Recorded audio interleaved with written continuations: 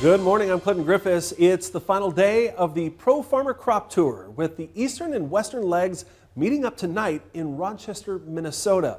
But before they do, they have a lot of ground left to cover, including the rest of the heart of the Corn Belt, Iowa. But before we look ahead, let's look back at day 2 numbers, starting with Indiana. Scouts finding an average of 177.85 bushels to the acre. That's down more than 15 bushels from last year. USDA in August predicting 189 bushels an acre. As for soybeans, also a potentially smaller yield with 1,165.95 pods counted in a 3x3 foot square, down almost 6% from crop tour last year. The USDA is predicting 60 bushels to the acre. To the west, and Nebraska corn yields estimated to be 158.53. That's down double digits from last year, and USDA will put its August forecast at 181 bushels to the acre. While soybeans, they were counted at 1063.72. That's pods in a 3x3 foot square. It's down more than 13% year over year, while USDA is calling for an average statewide yield of 55 bushels to the acre. Now that brings us to day 3 and what scouts saw yesterday on the tour. Let's start in the east, and Ag Day's Michelle Rook. Crews making their way from Illinois and into eastern Iowa, hoping to find bigger yields than they did on the first 2 days. Here in Illinois, scouts are finding a good crop, just not a bumper crop like they did last year, mainly due to heat and moisture stress. Brian Divis' route ran from border to border, and he says the crop got better as they moved west. He says the corn has excellent plant health and looks uniform from the road. But you get 3, 4, 6 rows in, and the ears overall seem to be a little bit smaller. He says there's evidence of stress, with 80+% of the ears he's pulled showing some level of tip back. There's too much heat, too much moisture stress at the wrong times earlier in the season. It's just shortened the crop and shortened the ears. So he thinks USDA's last corn estimate of 203 BPA may be out of reach. Still a great crop, just maybe not as good as what they had seen last year. It's going to be tough to hit 203 out of Illinois this year from what we've seen. Not seeing the rows around you'd hope to see, and the length is just not there. That's how we know we've lost our, we were looking at maybe a 240 average, and tip back too far, can't do it anymore.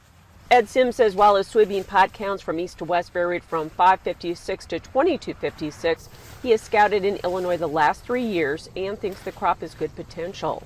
The beans are good. The beans look good. We've seen a little SDS, not real bad. Lots of 3 bean pods. They still got to fill out. He says the difference between a good crop and a bumper crop may depend on the weather the rest of the season. This year, they're still going to need one more good mud-soaking rain to finish these beans.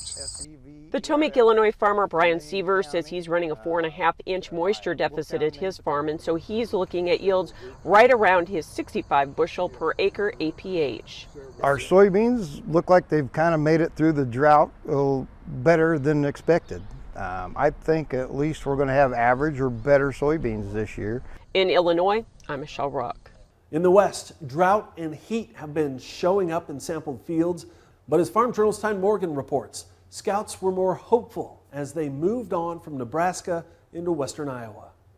Well, Clinton, as scouts waded through western Iowa on Wednesday, conditions did improve, but that's after a disappointing start to the western leg of Pro Farmer Crop Tour this year. It seems like everybody wants to talk about record yield or disaster, and we're neither one of those right now. Well, scouts found a better crop than what they saw the first 2 days. Peter Meyer says he's still not impressed with the corn. One major reason? Low ear count. This is where we're losing the yield, right? Where we've had obviously some problems here. The weather did not cooperate early on, pollination issues, and then in the case of Nebraska, that crop really went backwards in the last 2 weeks. Michael McGuire farms in the southwest corner of Iowa, and he says corn yields will be well below last year's surprising yields. I'd say we're going to be below APH by like 20 bushel. And in this area, the last 5 years, anything below 200 is about crop failure. We've been raising some pretty good corn here lately. McGuire says leading up to July 4th, prospects were strong, so they spared no expense on inputs. We did two rounds. We did fungicide with the last pass of herbicides in than we did with fungicide. When scouts entered Carroll County, Iowa on Wednesday, they seemed to find the garden spot of western Iowa this year. But there's really only a couple county area in all of west central Iowa that has great yield potential this year. The more promising story across western Iowa could be the soybeans. I would say that there's a greater chance today of these producers yielding APH or above in beans than there is corn for sure. Stronger soybeans with some spotty showers sweeping across Iowa on Wednesday. Rains that are too late to impact most of the corn. Look, it's not a disaster like Nebraska was for sure, but I think that a lot of this part of western Iowa has been baked into the market already. But I don't think the Nebraska numbers have been baked into the market yet. As we traveled farther north toward Spencer, Iowa, things got considerably drier. The grass you could see was turning brown and the corn was really stressed. Reporting from western Iowa for Ag Day, I'm Tyne Morgan. All right, thanks, Tyne. And join us tonight as we wrap up the Pro Farmer Crop Tour. We'll be online at 8 o'clock Central, 9 Eastern with Crop Tour Live. We'll have the latest numbers for all of Iowa and Minnesota. To watch, follow the link at agweb.com/crop tour. And we'll have a full wrap up tomorrow morning on Ag Day.